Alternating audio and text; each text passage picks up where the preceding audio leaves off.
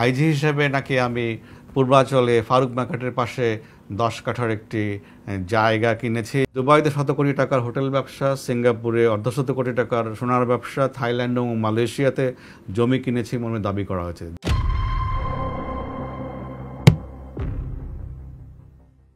প্রতিবেদন বলা হয়েছে যে ইস্টার্ন প্রপার্টি মগবাজারে আমাদের একটি 4000 স্কোয়ার ফিটের ফ্ল্যাট আছে।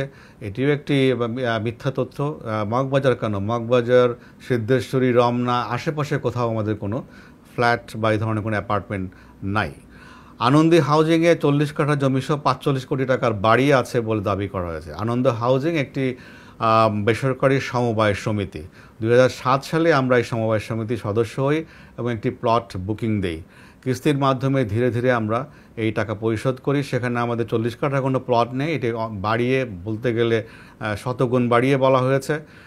আমাদের প্লটে 5 ইঞ্চি দেওয়াল বিশিষ্ট একটি বৈশিষ্ট্য এবং টিনের ছাদের একটি দোতলা বাড়ি আছে।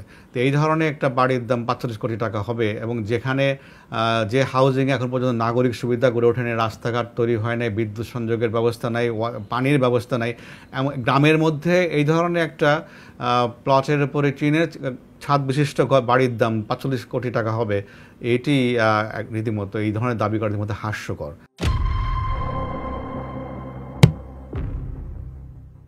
আইজি হিসেবে নাকি আমি পূর্বাঞ্চলে ফারুক মার্কেটের পাশে 10 কাঠার একটি জায়গা কিনেছি, যেটার বাজার মূল্য 22 কোটি টাকা। ইনিয়ে বিনিয়ে বলার চেষ্টা করা হয়েছে যে 22 কোটি টাকা দিয়ে আমি আইজি থাকাকালীন সময় ইনডিরেক্টলি বলার চেষ্টা করা হয়েছে প্লটটি কিনেছি। আমি আইজি কেন, ডিজি হিসাবে, কমিশনার হিসেবে কোনো মেয়াদেই আমি পূর্বাঞ্চলে কোনো প্লট কিনি নাই। 2001 সালে রাজুর যখন সরকারিভাবে আবেদন আহ্বান করে, তখন আমি আবেদন করে সরকারি কোঠায় একটি 10 কাঠার প্লট বরাদ্দপ্রাপ্ত হয়েছিলাম, আজ থেকে প্রায় 23 বছর আগে। এবং সেটিও আমরা আমাদের পারিবারিক এবং নিজস্ব অর্থের প্রয়োজনের কারণে বিক্রি করে দিয়েছি। এই মুহূর্তে পূর্বাঞ্চলে আমাদের কোনো ধরনের কোনো জমি প্লট কিছুই নেই।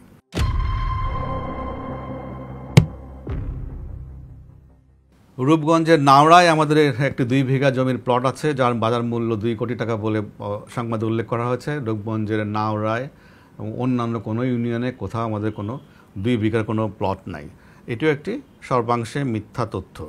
রূপগঞ্জে আমাদের কোনো জমি নাই এক্সেপ্ট আনন্দ হাউজিংয়ে, যেটি রূপগঞ্জ জেলা থানার মধ্যে অবস্থিত এলাকার মধ্যে, সেখানে একটা প্লট আছে। তাছাড়া আমাদের অন্য কোথাও কোনো ধরনের কোনো জমি বা 20 কোটি টাকা মূল্যের কোনো সম্পত্তি আমাদের নাই। মেয়ের বিশ্রামের জন্য 3.5 কোটি টাকার ফ্ল্যাট কিনেছি বলে অভিযোগ করা হয়েছে। আমার মেয়ে, আমার জ্যেষ্ঠ কন্যা সবসময় আমার সরকারি বাসা থেকে তার বিশ্ববিদ্যালয়ে যাওয়া আসা করতো, তার জন্য কোনো বিশ্রামের জন্য বাড়ি কেনার কোনো প্রয়োজন আমরা কখনো অনুভব করিনি। বসুন্ধরাতে আমরা একটা আনফিনিশড ফ্ল্যাট আমরা কিনেছিলাম। পরবর্তী সময়ে বিভিন্ন কারণে আমাদের কাছে মনে হয়েছে যে এটা বসবাস উপযোগী নয়, এটাও আমরা বহু আগে সেটাকে বিক্রি করে দিয়েছি। সেই ফ্ল্যাটে নাকি একটা 50 লক্ষ টাকা দামের দরজা আছে, রেফারেন্স হচ্ছে, বরাত হচ্ছে বাড়ির দারোয়ান। তো বাড়ির দারোয়ান কিভাবে দরজার দাম জানলো, সেটাই হলো আমাদের একটা বিরাট প্রশ্ন। একটা দরজা সাধারণত 21 স্কোয়ার ফিট থেকে সর্বোচ্চ 32 স্কোয়ার ফিট কাঠ থাকতে পারে।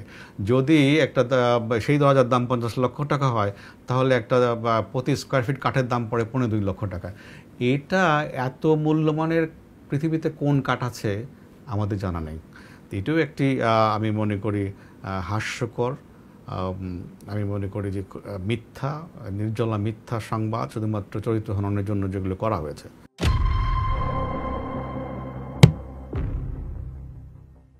আমাদের পরিবারের স্টক এক্সচেঞ্জে পোর্টফোলিও আছে, তাদের শেয়ার ব্যবসা রয়েছে এবং সেই শেয়ার ব্যবসার অংশ হিসেবেই বেস্ট ওয়েস্টার্ন হোটেলে আমাদের 2 লক্ষ টাকার একটা প্রাইমারি শেয়ার রয়েছে এবং যেটি মোট সেখানে শেয়ারের সংখ্যা হচ্ছে 35 কোটি 50 লাখ।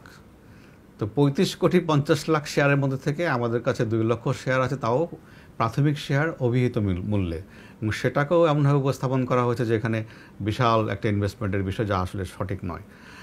তাছাড়া দাবি করা হয়েছে যে পদ্মা ব্যাংকের শেয়ার কিনেছি আমরা, কানাডিয়ান বিশ্ববিদ্যালয়ের মালিকানা আমরা কিনেছি। পদ্মা ব্যাংকে আমাদের কোনো শেয়ার নাই, কানাডিয়ান বিশ্ববিদ্যালয়েও আমাদের কোনো শেয়ার নাই, কানাডিয়ান বিশ্ববিদ্যালয় এবং পদ্মা ব্যাংকের কোনো মালিকানা নাই, কোনো বিনিয়োগ কিছু নাই আমাদের। পদ্মা ব্যাংক একটি আর্থিক প্রতিষ্ঠান, সেখানে আমাদের ন্যূনতম একটা ব্যাংক অ্যাকাউন্টও নাই। তো এটাও একটা একেবারে নির্জলা মিথ্যা কথা, এবং এটির কোনো ভিত্তিহীন সংবাদ এখানে পরিবেশিত হয়েছে।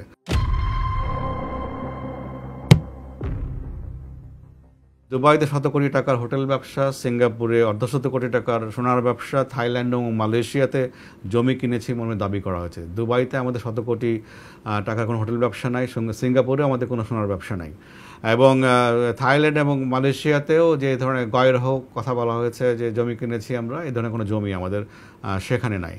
দুবাইয়ের কেন্দ্রস্থলে কনকর্ড হোটেলে মোটা অঙ্কের শেয়ার রয়েছে মর্মে দাবি করা হয়েছে। আমরা দুবাইতে ওই হোটেলে খোঁজ খবর করেছি। এই হোটেলটিতে কোনো শেয়ার মালিকানায় পরিচালিত হয় না। এটি একটি একক মালিকানাধীন হোটেল, এবং আমরা জেনেছি, এবং এর মালিক হচ্ছে স্থানীয় একজন আমিরাতি। তো এটাও একটি মিথ্যা তথ্য। এখানে আমাদের কোনো, এই হোটেলের মালিকানায় আমাদের কোনো শেয়ার নাই। সিঙ্গাপুরের তথাকথিত নিজে জুয়েলার্সে আমাদের মালিকানা আছে, যেটি দাবি করা হয়েছে যে মোস্তফা সেন্টারের আশেপাশে কোথাও। এখানে এই ধরনের কোনো জুয়েলার্স আমাদের বা আমাদের পরিবারের সদস্য পরিচালনা করে না, আমাদের মালিকও নয়, আমাদের কোনো বিনিয়োগও নাই। এটাও একটি সর্বাংশে মিথ্যা তথ্য এই সংবাদে অসৎ উদ্দেশ্যে পরিবেশিত হয়েছে।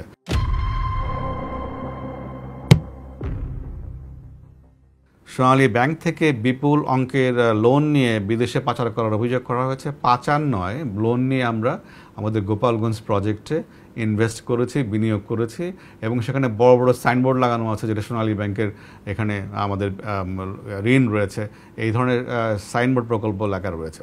তো এটিও তার জানা সত্ত্বেও যে এটি এখানে লোন রয়েছে এই প্রকল্পে এবং লোন নিয়ে এই বিজনেস করা হচ্ছে, তারপরেও এটাকে আমি মনে করি যে অসত্যভাবে, বিকৃতভাবে তথ্য উপস্থাপন করা হয়েছে, যে শুধুমাত্র আমার এবং আমার পরিবারের চরিত্র হনন করার জন্য এবং আমাদের অপমানজনক তথ্যের মাধ্যমে বিব্রত করার জন্য।